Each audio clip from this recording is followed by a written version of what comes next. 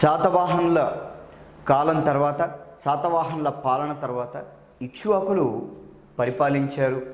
విజయపురి ప్రాంతంలో వీరు పరిపాలించారు. ఇక్ష్వాకులు మొదట శాతవాహనులకు సామంతులుగా ఉన్నారు అనేటువంటి విషయం మనం శాతవాహనులో గత పాఠంలో నేర్చుకున్నాం. అయితే ఇక్కడ శాతవాహనుల తర్వాత ఇక్ష్వాకులు ఏ విధంగా వచ్చారు అనేటువంటిది మనం చివరి రాజైనటువంటి శాతవాహనులలో చివరి రాజైనటువంటి 3వ పులోమావిని ఎవరు ఆ శాతవాహనుల సైన్యాధిపతి మహాతలవరుడు అయినటువంటి శ్రీ శాంతమూలుడు లేదా వాసిష్ఠీపుత్ర శాంతమూలుడు అని కూడా అంటారు. అయితే తల్లి పేరును ఇంటి పేరుగా ఇక్ష్వాకులు కూడా మొత్తం 4 రాజులు మనం చదువుకునేది ఉంటే 2 రాజులు తల్లి పేరును కంటిన్యూ చేశారు. ఆ తర్వాత తాత పేరును ఇంటి పేరుగా పెట్టుకున్నారు. అక్కడి నుంచి ఇప్పటికీ మన సాంప్రదాయంలో తాత పేరును ఇంటి పేరుగా నడుస్తుంది. ఇప్పుడు మనం తల్లి పేరును ఇంటి పేరుగా పెట్టుకొని చేయట్లేదు. అయితే ఇక్ష్వాకులలో 2 రాజుల వరకు ఆ తల్లి పేరును ఇంటి పేరుగా పెట్టుకొని వాళ్ళు కంటిన్యూ చేశారు.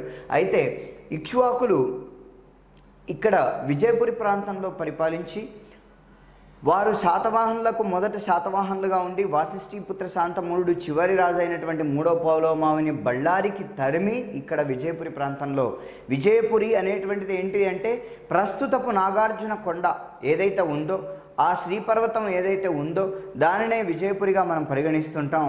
అయితే ఈ నాగార్జున కొండ ఎందుకు అలా అయిపోయింది అంటే నీళ్లల్లో ఎందుకు ఉండిపోయింది అని అంటే 1955 నుండి 67 వరకు మనకు నాగార్జున సాగర్ ప్రాజెక్టు కట్టడం జరిగింది. ఆ ప్రాజెక్టులో ఆ ప్రాజెక్టు కట్టడం వల్ల నీళ్లు నిలిచిపోయాయి. 67 తర్వాత నీళ్లు నిలవడం వల్ల ఆ కొండలన్నీ అంటే ఆ విజయపురి ప్రాంతం అంతా నీళ్లలో మునిగిపోయింది అని చెప్పచ్చు. అయితే మనం ఇప్పటికీ ఆ కొండ ఈ రాజులు ఇక్ష్వాకుల రాజులు పరిపాలించినటువంటి ఆ కొండ ప్రాంతాన్ని మాత్రం అద్భుతంగా వీక్షిస్తున్నాం.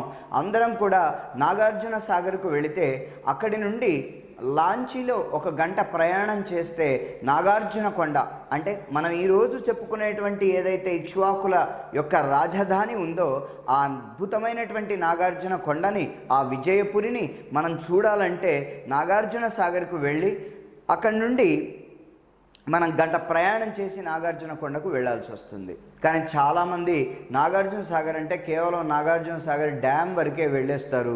ఎందుకు ఆ డ్యామ్ వరకు వెళ్ళి రావడం, కనీసం ఆ బ్రిడ్జ్ మీదకి కూడా వెళ్ళనివ్వరు. మనం పరిపూర్ణమైనటువంటి నాగార్జున సాగర్ యాత్ర జరిగింది అంటే నాగార్జున కొండకు వెళితేనే జరిగినట్టు. నాగార్జున కొండకున్నటువంటి అత్యంత వైశిష్ట్యం ఏంటిదంటే ప్రపంచంలోనే మొట్టమొదటి ద్వీపపు మ్యూజియం అన్నమాట. బౌద్ధ ఆరామాలకు సంబంధించినటువంటి అద్భుతమైనటువంటి విశేషాలు ఇక్కడ కనబడతాయి. కాబట్టి we have to go to definitely to Nagarjuna Konda, otherwise it is called Vijayapuri. అంటే విజయపురిని అని అంటారు దీన్ని. ఈ విజయపురి లేదా నాగార్జున కొండను తప్పనిసరిగా మనం దర్శించాలి. మనం ఇప్పుడు ఆ ఇక్ష్వాకులు పరిపాలించినటువంటి ఆ విజయపురిని అద్భుతమైనటువంటి వీక్షణతో వాళ్ళు ఏ విధంగా పరిపాలించారు ఆ నాగార్జున కొండను అనేటువంటిది మనం ఇప్పుడు చూస్తాం అన్నమాట. సో కాబట్టి ఇక్ష్వాకులలో యాక్చువల్గా వీళ్ళ యొక్క మొట్టమొదటిది ఫస్ట్ మనం వీడి యొక్క సమాచారం తెలుసుకొని ఆ తర్వాత వీరి యొక్క ఆధారాలు ఏ విధంగా లభించాయి అనేటువంటిది చూద్దాం. వీరు ఇక్ష్వాకుల యొక్క మతం కనుక చూసుకున్నట్టయితే ఏంటది మతం చూసుకున్నట్టయితే వీరిది ఏం మతంగా పరిగణిస్తున్నాం మనం? వీరిది ఇక్ష్వాకుల మతం వైదిక మతం అని చెప్పచ్చు. కానీ వీరిలో ఒక రాజు అయినటువంటి అంటే ఇక్ష్వాకులలోనే గొప్పవాడు అయినటువంటి ఎవరైనా వీరపురుషదత్తుడు, మాఠరీపుత్ర వీరపురుషదత్తుడు తీసుకున్నటువంటి మతం వేరే కాబట్టి మనం అది చూస్తాం. ఆ మతం బౌద్ధ మతం అన్నమాట.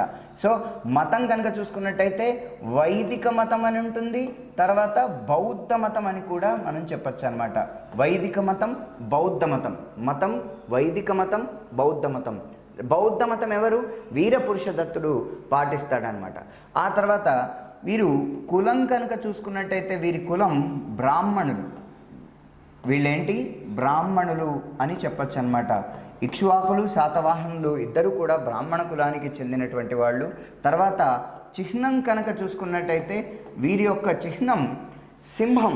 ఏంటిది? సింహం. సో గుర్తుపెట్టుకోవాలి, సింహం అనేటువంటిది ఇది వీరి యొక్క గుర్తు. అయితే పంజా ఎత్తిన సింహం అన్నమాట. పంజా ఎత్తిన సింహం లాగుంటుంది. సో మతం, కులం, చిహ్నం, తర్వాత ఇక్ష్వాకుల్లో వీరి ముఖ్యమైనటువంటి అంటే స్థాపకుడు, ఇక్ష్వాకు రాజ్యాన్ని స్థాపించినటువంటి స్థాపకుడు ఎవరు అంటే శ్రీ శాంతమూలుడు. ఎవరైనా శ్రీ శాంతమూలుడు. ఈ శ్రీ శాంతమూలుడు దీన్ని స్థాపిస్తాడు. తర్వాత ఇందులో ఉన్నటువంటి ఈ పాలకుల్లో గొప్పవాడు ఎవరు అంటే ఆయన కొడుకే, శ్రీ శాంతమూలుడి యొక్క కొడుకే. ఉన్నదే 4 రాజులు. అర్థమైందా? ఆ 4 రాజులు ఇప్పుడు మీకు కనబడతారు ఇక్కడ. స్థాపకుడు శ్రీ శాంతమూలుడు మొదటివాడు. గొప్పవాడు వీరపురుషదత్తుడు, మాటరీపుత్ర వీరపురుషదత్తుడు. మాటరీపుత్ర వీరపురుషదత్తుడు, మాటరీపుత్ర వీరపురుషదత్తుడు. ఈ వీరపురుషదత్తుడు ఎవరు మరి? మాటరీపుత్ర వీరపురుషదత్తుడు ఈయన శ్రీశాంతమూలుని యొక్క కుమారుడు, 2వ రాజు ఇక్ష్వాకుల్లో. ఈయనే గొప్పవాడు. ఇది 2వ వాడుగా తెలుస్తుంది.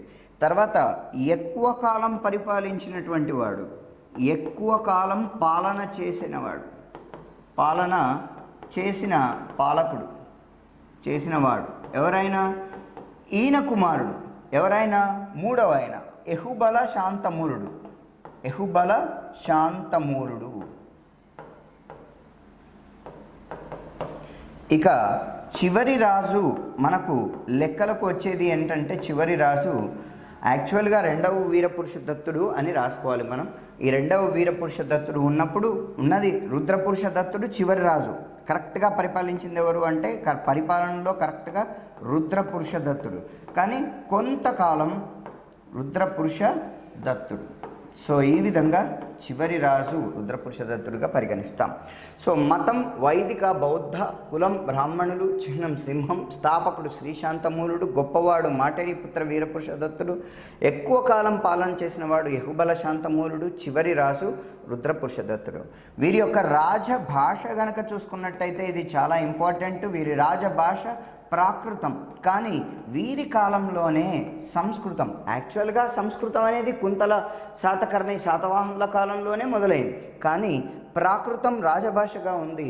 సంస్కృత శాసనాలు మొట్టమొదట వీరి కాలంలోనే మనకు, ఇప్పటిదాకా అన్ని శాసనాలు ప్రాకృతంలోనే ఉన్నాయి. కానీ వీరి శాసనాలు మనకు అక్కడక్కడ అంటే ఈ గుంటూరు, విజయవాడ, తర్వాత అక్కడ ఉన్నటువంటి గుంటూరులో ఎక్కువగా వీళ్ళు ఇప్పుడు యాక్చువల్గా విజయపురి ఉన్నటువంటిది ఏంటిది? నాగార్జున సాగర్ అంటే గుంటూరు, నల్గొండ అని చెప్పుకుంటాం. తెలంగాణ వాళ్ళైతే నల్గొండ అని చెప్పుకుంటారు, ఆంధ్ర వాళ్ళైతే గుంటూరు అని చెప్పుకుంటారు. ఎందుకంటే అది సగం సగంగా విభజించబడింది కాబట్టి. నాగార్జున సాగర్ ప్రాజెక్ట్ ఏ విధంగా విభజించబడిందో, నాగార్జున అనేటువంటి విషయం వచ్చినప్పుడు డెఫినెట్గా ఆ కొండ కూడా 2 భాగాలుగా చేయబడి సమానంగా విభజించబడింది. అది మీరు మనసులో పెట్టుకోవాలి. సో రాజభాష ఏంటి? ప్రాకృతం. ఇక రాజధాని ఏంటిదంటే నాగార్జున కొండ. దానినే విజయపురి అని అంటాం. ఏమంటాం? విజయపురి. అదే నాగార్జున కొండ. ఈ నాగార్జున కొండకి చెప్పాను నేను మీకు, నాగార్జున సాగర్ నుండి 1 అవర్ లాంచీలో జర్నీ చేస్తే పోతాం. లాంచీలో జర్నీ మనం ఇప్పుడు చేసాం. అదే మీరు 200 ఇక్ష్వాకుల కాలం ఏంటి అంటే, మీరు ఒకవేళ 225 నుండి 75 ఏళ్ళు అంటే 300 సంవత్సరాల వరకు వీళ్ళు పరిపాలిస్తారు. ప్రతి ఒక్కళ్ళు 25 సంవత్సరాలు పరిపాలించారు. అయితే మాటరీపుత్ర వీరపురుషదత్తుడు 25, ఈయన 25, ఈయన 30. అంటే అక్కడనే మనకు తెలుస్తుంది 25, 50, 30, 80 సంవత్సరాలు అంటే దాదాపు రుద్రపురుషదత్తుడు రాగానే దాదాపు తీసేయబడింది అని మనకు తెలుస్తుందన్నమాట. సో కాబట్టి ఈ విధంగా ఇక్ష్వాకులు 75 నుండి 80 ఏళ్ళు పరిపాలించారని మనకు ఆనవాళ్ళు లభిస్తున్నాయి. మరి వీరి యొక్క ఏ విధంగా వీరి యొక్క శాసన ఆధారాలు కానీ, సాహిత్య ఆధారాలు కానీ వీరి గురించి చెప్తున్నాయి మనం చూసాం. సో వీరి గురించి చెప్పేటువంటి ఆధారాలు ఏంటైతే ఉన్నాయో, ఫస్ట్ మనకు ఆధారాలు, సాహిత్య ఆధారాలు కనుక చూసుకున్నట్టయితే, సాహిత్య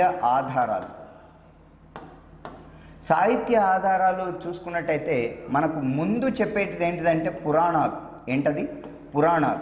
సో ఈ పురాణాలు అనేటువంటి ఎక్స్ప్లెయిన్ చేస్తున్నాయి. ఈ పురాణాలు ఏమి ఎక్స్ప్లెయిన్ చేస్తున్నాయి అంటే, పురాణాలు మొత్తం చెప్తున్నాయి. ఏమని చెప్తున్నాయి? వీళ్ళు 7 రాజులు అని చెప్తున్నాయి. ఎంతమంది రాజులని చెప్తున్నాయి? 7 రాజులని చెప్తున్నాయి. కానీ శాసనాలు ఏమని చెప్తున్నాయి అంటే, శాసనాలు వీళ్ళు మొత్తం 4 రాజులే పరిపాలన చేశారు అని చెప్తుంది. మనకు శాసనాలు కనబడుతున్నాయి, పురాణాలు ఎప్పుడో రచించబడ్డాయి, ప్రామాణికంగా లేదు కాబట్టి వీఆర్ నాట్ బిలీవింగ్. పురాణాల్లో కొంత తప్పులు రాయబడ్డాయి అనేది మనం గమనించవచ్చు అనమాట. శాసనాలు మాత్రం 4 రాజులనే చెప్పబడడం జరుగుతుంది. సో ఈ విధంగా మనకు 2 అంశాలను పరిగణించాలి. అయితే మనకు 5 దాకా తెలుస్తున్నారు, కానీ మిగతా 2 అసలు నిజంగా పరిపాలించారా లేదా అంటే, ఒకవేళ పురాణాలు 7 అంటే మధ్యకాలంలో 3వ రాజు యెహుబల శాంతమూరుడి కాలంలో కొంత డిస్టర్బెన్స్ జరిగింది. అక్కడ 2 మరి పరిగణించారా? అది ఏదో మొత్తానికి పురాణాలు ఒకవేళ కరెక్టా కాదా అనేది ఆ భగవంతుడికి తెలుసు. ఎందుకంటే పురాణాలు 7 రాజులని చెప్తుంది, శాసనాలు మాత్రం 4 రాజులనే మనకు చూపిస్తున్నాయి. సో రెండింటినీ నమ్మాలి. కొంత తప్పుగా రాసినారా అనేది మనకి తెలియట్లేదు అనమాట. సో నెక్స్ట్, ఈ పురాణాలే కాకుండా జైన మత ధర్మానికి సంబంధించి జైన మత ధర్మాన్ని రచించినటువంటి ఎవరు?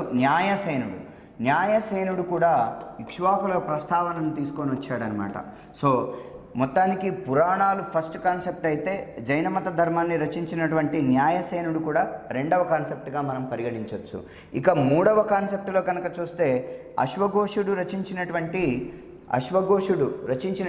బుద్ధ చరితం. ఏంటది? బుద్ధ చరితం. ఈ బుద్ధ చరితం అనేటువంటి దాంట్లో ఇక్ష్వాకుల యొక్క విషయాలని చెప్పాడు ఎవరు అంటే అశ్వఘోషుడు. ఎవరైనా? అశ్వఘోషుడు. సో అశ్వఘోషుడు చెప్పిన బుద్ధ చరితంలో, న్యాయసేనుడు చెప్పిన జైనమత ధర్మంలో, తర్వాత పురాణాలు చెప్పినటువంటి ఈ విషయాల ద్వారా మొత్తానికి ఇక్ష్వాకుల యొక్క ఆధారాలు అనేటువంటి, సాహిత్య ఆధారాలు అనేటువంటివి తెలుస్తున్నాయి. ఏం ఆధారాలు ఇవి?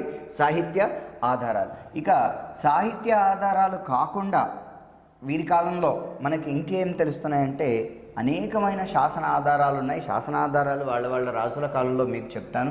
ఇక శాసన ఆధారాలు కాకుండా వీరు ఏ ప్రాంతానికి చెందుతాయి అనేటువంటి, ఇప్పుడు ఫస్ట్ శాసన ఆధారాలు కనుక చెప్తే, ముఖ్యంగా వీళ్ళ వంశాన్ని గురించి చెప్పేటువంటి శాసనం ఏంటిదంటే అల్లూరి శాసనం. కృష్ణా జిల్లాలో వేయబడినటువంటి ఏం శాసనం? అల్లూరి శాసనం. ఎవరి కాలంలో వేయబడింది ఇది? వీరపురుష దత్తుడు. ఎవరైనా? వీరపురుష దత్తుడు. గొప్పవాడైనటువంటి ఇక్ష్వాకు కాలంలో గొప్పవాడైనటువంటి వీరపురుష దత్తుడి కాలంలో అల్లూరి శాసనం ఏ జిల్లాలో ఉంది? మనకు కృష్ణా జిల్లాలో వేయబడింది అనేది మీరు చూసుకోవచ్చు.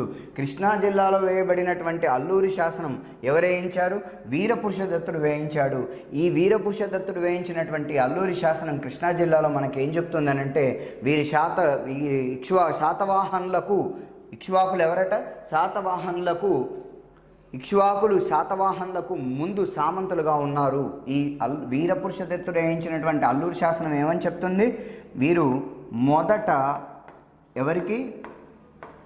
శాతవాహనులకు సామంతులు. ఏమని?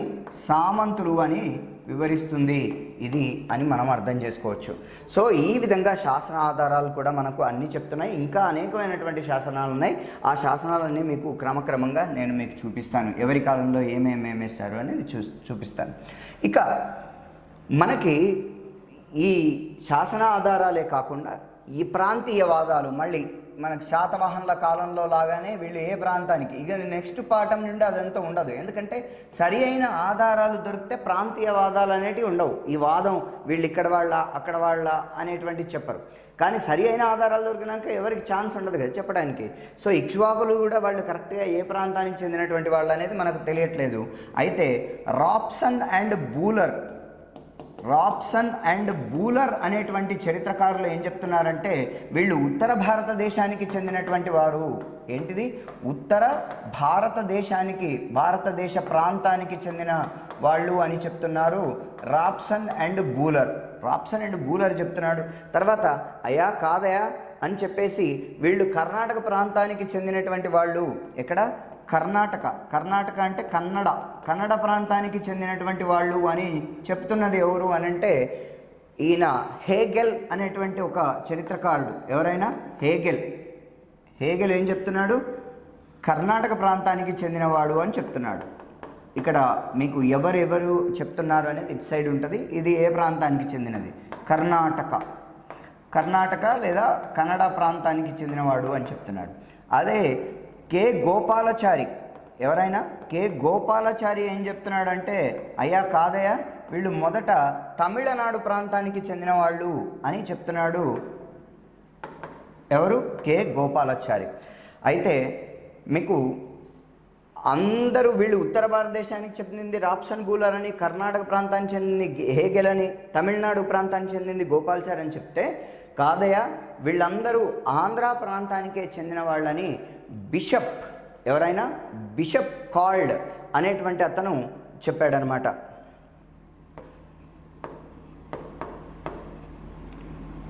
Bishop well called. Bishop well called ఏం చెప్పాడు? ఆంధ్ర ప్రాంతానికి చెందినటువంటి వారు అని చెప్తున్నారు. ఈ విధంగా ఒక్కొక్కరి వాదన, అంటే రాప్సన్ బూలర్ ఉత్తర భారతదేశానికని, హేగెల్ కర్ణాటకని, గోపాలాచారి తమిళనాడుకని, బిషప్ వెల్ కాల్డ్ ఆంధ్ర ప్రాంతానికి చెందినటువంటి వాళ్ళని.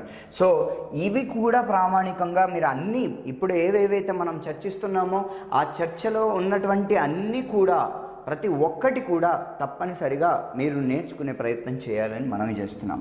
సో నెక్స్ట్ ఇక వీరి ఎలా వచ్చారు, ఏ విధంగా వచ్చారనేది మీకు నేను ఇప్పుడు చెప్తాను.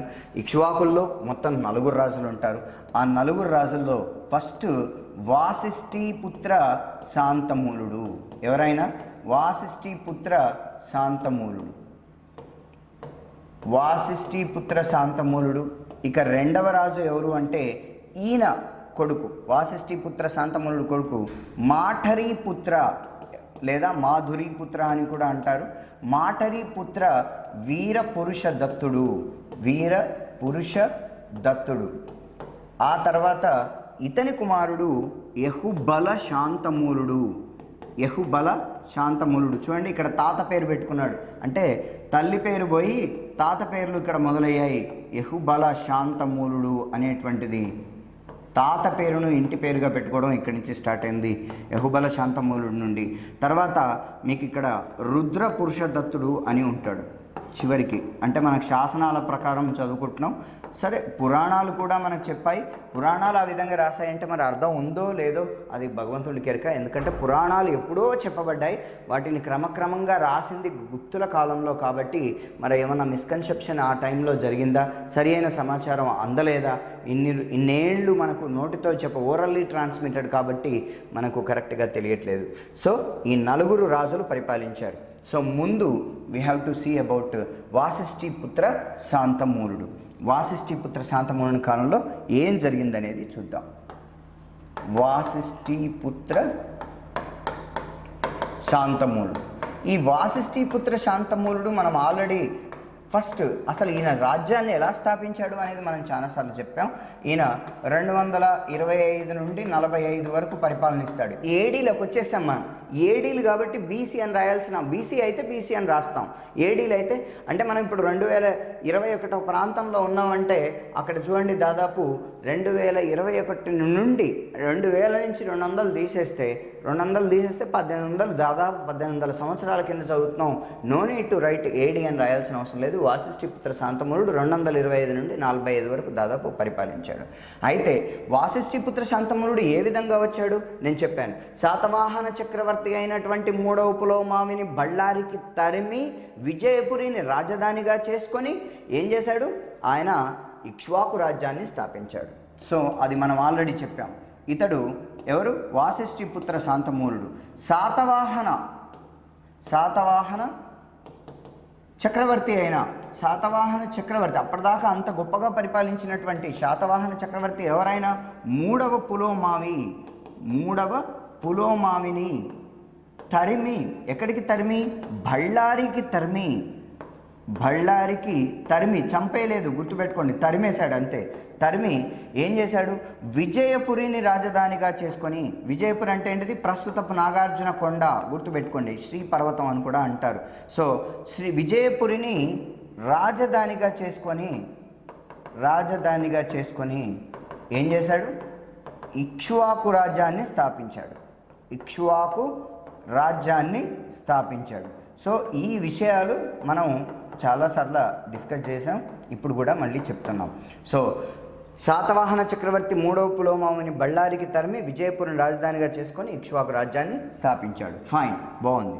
సో నెక్స్ట్ ఇతను ఏం చేశాడు? వాసిష్ఠిపుత్ర శాంతమూలుడు బ్రాహ్మణులకు అనేకమైనటువంటి దానాలు చేశాడు, అనేకమైన యాగాలు చేశాడు. ఇంతకీ వాసిష్ఠిపుత్ర శాంతమూలుడు ఎవరి భక్తుడు అంటే స్కంద కార్తికేయుని భక్తుడు. గుర్తుపెట్టుకోండి, ఎవరి భక్తుడు?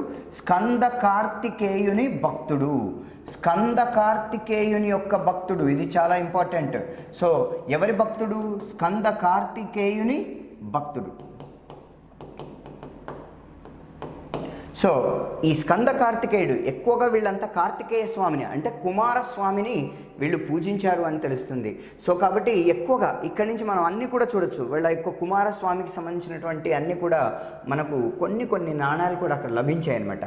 సో కాబట్టి స్కంద కార్తికేయుని యొక్క భక్తుడని మనకి ఈజీగా అర్థమవుతుంది. సో నెక్స్ట్ ఇతని కాలంలో ఏం జరిగింది అసలు? యాక్చువల్గా వాసిష్ఠిపుత్ర శాంతమూలుడు ఏం చేశాడంటే అనేకమైనటువంటి యాగాలు చేశాడు. ఏంటా యాగాలు అంటే అశ్వమేధ యాగం చేశాడు. అశ్వమేధ యాగం చేశాడు ఈయన. యాగాలు క్రతువులు అనేకం చేశాడు. అశ్వమేధ యాగం, తర్వాత వాజపేయ యాగం చేశాడు. అశ్వమేధ యాగం, రాజసూయ యాగం చేశాడు, తర్వాత వాజపేయ యాగం చేశాడు. ఓకే, అశ్వమేధ యాగం చేసేసి ఏం బిరుదు పొందాడు ఈయన? అశ్వమేధ యాగం చేస్తే స్వరాట్ అనేటువంటి బిరుదును పొందాడు. ఏంటి? స్వరాట్ అనేటువంటి బిరుదును పొందాడు. తర్వాత రాజసూయ యాగం చేసేసి విరాట్ అనేటువంటి బిరుదును పొందాడు. ఆ తర్వాత వాజపేయ యాగం చేసి సామ్రాట్ అనేటువంటి బిరుదును పొందాడు. అంటే ఈ యాగాలు చేసిన ప్రతి ఒక్కళ్ళకి ఇవి వస్తాయి, అది సమస్య లేదు. సో అశ్వమేధ, రాజసూయ, వాజపేయ యాగాలు చేసి స్వరాట్, విరాట్, సామ్రాట్ అనేటువంటి బిరుదులను పొందాడనమాట. ఎవరు? ఈ మన శాంతమూలుడు. ఈయనను వాసిష్ఠిపుత్ర శాంతమూలుడు అంటారు, శ్రీ శాంతమూలుడు అని అంటారు. యాక్చువల్గా ప్రాకృతంలో ఏముంటుంది? శాంతమూలుడు అనే ఉంటుంది. మనం తెలుగులోకి వచ్చేవరకు దాని స్వరూపం అలా తయారైందనమాట, శాంతమూలుడు అని. అశ్వమేధ యాగంలో స్వరాట్, రాజసూయ యాగంలో విరాట్, వాజపేయ యాగంలో సామ్రాట్ అనేటువంటి బిరుదులు పొందాడు. అంతేకాకుండా ఈయన క్రతువులు కూడా చేశాడు. ఈయన చేసినటువంటి క్రతువులు ఏంటి? ఈ క్రతువుల్లో ఫస్ట్ది అగ్నిష్టోమ అనేటువంటి ఒక క్రతువు చేశాడు. ఏంటది? అగ్నిష్టోమ, అగ్నిహోత్ర అనేటువంటి క్రతువులు కూడా ఈయన నెరవేర్చాడు అనేటువంటి తెలుస్తుంది. సో అద్భుతమైనటువంటి భక్తుడుగా, ఎప్పుడైనా ఆధ్యాత్మిక చింతన ఉంటే ఆ రాజుకి అద్భుతమైన పాలన ఉంటుంది. అంతేగాని తిన్నామా, ఏమైనా ఎంజాయ్ చేసామా, పాలన అలాంటి రాజుల్లో ఎప్పుడూ ఉండదు, గుర్తుపెట్టుకోండి. కాబట్టి భక్తి ఉన్నప్పుడు మనకి జ్ఞానం, ధ్యానం, ఆధ్యాత్మికత ఎవరికైతే ఉంటుందో ఆ మూడు ఉన్నప్పుడు సక్సెస్ అవుతారు. ఇది ముందు నుంచి వచ్చేది మనం చూస్తున్నాం. అది మనం చివరి వరకు భారతదేశ చరిత్రలో అయినా ఎక్కడైనా కూడా హిందూ మత ధర్మంలో మనకు గొప్పగా బోధించబడింది. స్వామి వివేకానంద లాంటి వాళ్ళు కూడా చెప్పింది ఏంటంటే, ఏ మనిషికైతే జ్ఞానం, ఏ మనిషికైతే ధ్యానం, ఏ మనిషికైతే ఆధ్యాత్మికం, ఈ మూడు లక్షణాలు ఉంటాయో అలాంటి వ్యక్తిని ఈ ప్రపంచం ఓడించలేదు. అలాంటి వ్యక్తి ఈ ప్రపంచంలో ఏదైనా సాధించగలడు అనేటువంటిది గొప్పవాళ్ళు చెప్పారు మనకు. సో కాబట్టి అశ్వమేధ, రాజసూయ, వాజపేయ యాగాలు, అగ్నిష్టోమ, అగ్నిహోత్ర యాగాల క్రతువులను చేశాడు మన వాసిష్ఠిపుత్ర శాంతమూలుడు అని చెప్పచ్చు. సో ఇదే విధంగా ఈయన యాగాలే కాకుండా ప్రజలు కష్టాల్లో ఉన్నప్పుడు తర్వాత బ్రాహ్మలకి అనేకమైనటువంటి దానాలు చేశాడు. అందుకోసమనే ఇతను దానాలు చేశాడు కాబట్టి ఇతనికి ఉన్నటువంటి బిరుదులు అద్భుతమైనటువంటిది ఏంటంటే లక్షల కొలది గోవులను తర్వాత నాగళ్ళు ఇచ్చిండనంటే మరి భూములు ఉండాలి కదా, భూములను. సో ఈ లక్షల కొలది నాగళ్లను, గోవులను, భూములను ఏం చేశాడు? దానాలుగా ఇచ్చాడు. సో ఈ దానాలుగా ఇచ్చాడు కాబట్టే ఇతనిని ఏమంటారంటే గో హల శత సహస్ర పదైష అని అంటారు. గోహల శత సహస్ర పదైష అని అంటాడు. గో అంటే గోవులు, హల అంటే నాగళ్ళు, పదైష అంటే భూములు. గోవులను నాగళ్లను పదైష అంటే భూములను ఎంత ఇచ్చాడట? శత సహస్ర. శత అంటే 100, సహస్ర అంటే 1000, 100,000 అంటే 1,00,000. లక్షల కొలది, లక్ష కొలది గోవులను నాగళ్లను భూములను ఇచ్చాడు అనేటువంటిది ఇచ్చి ఈ గోహల శత సహస్ర పదైష అనేటువంటి బిరుదును పొందాడు ఈయన. అంతేకాకుండా ఈ బిరుదే కాకుండా అంటే ఈ బిరుదులో మనకు అర్థమవుతుంది ఆయన ఎంత గొప్ప సేవ చేశాడనేది. మహాదానాధిపతి అనేటువంటిది, మహాదానాధిపతి, అత్యంత భక్తుడు, అద్భుతమైన పరిపాలన చేసి దానాలను చేశాడు కాబట్టి ప్రజల సంక్షేమాన్ని ప్రజల కష్టాలను అర్థం చేసుకున్నాడు కాబట్టి మహాదానాధిపతి అనేటువంటి బిరుదు కూడా వచ్చింది. అంతకు మించి ఇతని పరిపాలన గురించి మనకి ఏమీ తెలియట్లేదు అనేది వాస్తవం. ఎందుకంటే ఎవరైనా రాస్తే మనకు తెలుస్తుంది, కానీ వాళ్ళు శాసనాల్లో కూడా పెద్దగా రాసుకోలేదు వాళ్ళ గురించి. అయితే వాసిష్ఠీపుత్ర శాంతమూలుడు ఇక్కడ పరిపాలన చేస్తున్నప్పుడు మనకు కొన్ని విషయాలు శాసనాల ద్వారా దొరికాయి. ఏంటంటే ఇతని కుటుంబం గురించి. ఇతని వాసిష్ఠీపుత్ర శాంతమూలుని యొక్క భార్య, ఇతని భార్య పేరు ఏంటిదంటే మాఠరి. అందుకే కదా నెక్స్ట్ ఆయన మాఠరి పుత్ర అని వస్తాడు, మాఠరి అన్నమాట. ఇక భార్య తర్వాత కుమారుడు, ఈయన ఇక్ష్వాకుల్లో గొప్పవాడు, వీరపురుషదత్తుడు. అందుకే ఇతన్ని ఏమంటారంటే మాఠరీ పుత్ర. ఏమంటున్నాం చూడండి, మాఠరీ పుత్ర వీరపురుషదత్తుడు అని అంటున్నాం. మాఠరీ పుత్ర వీరపురుష దత్తుడు అని మనం చెప్తున్నాం. తర్వాత కుమారుడు తర్వాత కుమార్తె, ఇతనికి ఉన్నటువంటి కుమార్తె ఎవరు? అడవి శాంతిశ్రీ. అడవి శాంతిశ్రీ. అయితే మీకు ఇక్కడ ఒక విషయం చెప్పాలి. కుమార్తె కన్నా ముందు కుమారుణ్ణి ఈయన దగ్గరుండి పెళ్లి చేయించాడు. ఎక్కడ? ఈయన పట్టపురాణి ఎవరు అంటే ఉజ్జయిని రాజు, ఉజ్జయిని రాజ్యానికి చెందినటువంటి రాకుమార్తె రుద్రభట్టారికకు ఇచ్చి పెళ్లి చేశారు. ఉజ్జయిని రాకుమార్తె ఎవరు? రుద్రభట్టారిక. రుద్రభట్టారిక ఈమె పట్టపురాణి. చాలా మాఠరీపుత్ర వీరపురుషదత్తుడు అనేకమైన ఆయన మేనత్తల అందరి పిల్లల్ని పెళ్లి చేసుకున్నాడు. మేనత్త కూతుర్లు అందరినీ ఈయన పెళ్లి చేసుకున్నాడు, ఒక్కళ్ళని కూడా వదిలిపెట్టలేదు, అందరినీ చేసుకున్నాడు. ఉజ్జయిని రాకుమార్తె రుద్రభట్టారికని చేసుకున్నాడు. మరి why we're mentioning here specially, ఎందుకు ఇక్కడ మనం స్పెషల్గా చెప్తున్నాం అంటే ఉజ్జయిని నాణాలు వాళ్ళు అక్కడ వేశారు కదా, మేము ఈ ఇక్ష్వాకు రాజుకి వేసామనేటువంటిది ఉజ్జయినిలో దొరికిన నాణాలు వివరిస్తున్నాయి అన్నమాట. ఉజ్జయినిలో దొరికిన నాణాలు వివరిస్తున్నాయి. ఏం వివరిస్తున్నాయి? నాణాలు వివరిస్తున్నాయి. సో ఈ విధంగా మనం దీన్ని అబ్జర్వ్ చేయొచ్చు అనమాట. కుమారుడు తర్వాత ఇక కుమార్తె పేరేంటిదనంటే అడవి శాంతిశ్రీ. ఎవరావిడ? అడవి శాంతిశ్రీ. అయితే శాతవాహనులను కంప్లీట్గా కాపీ కొట్టాడు ఈయన. శాతవాహనులు ఏ విధంగా చేస్తారో అలానే చేశాడు పరిపాలన కూడా దాదాపు. ఎందుకంటే తల్లి పేరును అలానే ఉంచుకున్నాడు, పాలన అలానే చేశాడు. వాళ్ళను శాతవాహన చక్రవర్తిని పారదోలాడే కానీ ఈయన బహుశా ఆయన మరి వీక్ రూలర్ అయి ఉంటాడు. మూడో పులోమావి సరిగ్గా ప్రజలను పట్టించుకొని వాడై ఉంటాడేమో, మరి అద్భుతమైన పాలన చేయాలని ఆయనకు అనిపించిందేమో, అందుకే మూడో పులోమావిని బళ్ళారికి పంపించాడేమో. ఎందుకంటే ఆయన పాలనలో ఎక్కడ క్రూరత్వం కనపడలేదు, దానాలు కనపడ్డాయి, ప్రజలను చూసుకోవడం అనేటువంటిది కనపడింది అనేది దీన్ని బట్టి మనం అర్థం చేసుకోవచ్చు. సో కుమార్తె అడవి శాంతిశ్రీని ఈయన కూడా శాతవాహనుల లాగానే వివాహ సంబంధాల ద్వారా మొత్తం సంబంధాలు కలుపుకున్నాడని చెప్పచ్చు. ధనిక వంశానికి చెందిన మొత్తం అత్యంత ధనికుడు అక్కడ. ఆ ధనిక వంశానికి చెందిన మహాదండనాయక మహాసేనాధిపతి అని పిలుచుకున్నటువంటి ఎవరికి? స్కంద విశాఖ నాగకిచ్చి పెళ్లి చేశాడు అడవి శాంతిశ్రీని. అంతే కదా, ఎవరి కుమార్తె అయినా గొప్పవాళ్ళకి ఇచ్చేయాలని చూస్తారు, అందుకే ధనిక వంశానికి చెందినటువంటి వాళ్ళకి ఇచ్చారు. సో ఇది మనం అక్కడ అబ్జర్వ్ చేయొచ్చు అనమాట. ధనిక వంశానికి చెందిన ఎవరు? మహాతలవర. ఏమన్నారు ఆయనని? మహాతలవరు. వీళ్ళు కూడా సైన్యాధిపతి అన్నట్టుగా మహాసైన్యాధిపతి, మహాతలవర, మహాసైన్యాధిపతి, మహాదండనాయక అని పిలువబడే ఎవరైనా స్కంద విశాఖనాగకిచ్చి పెళ్లి చేశాడు. స్కంద విశాఖనాగ అనే అతనికిచ్చి పెళ్లి చేశాడు. స్కంద విశాఖనాగకిచ్చి వివాహం చేశాడు.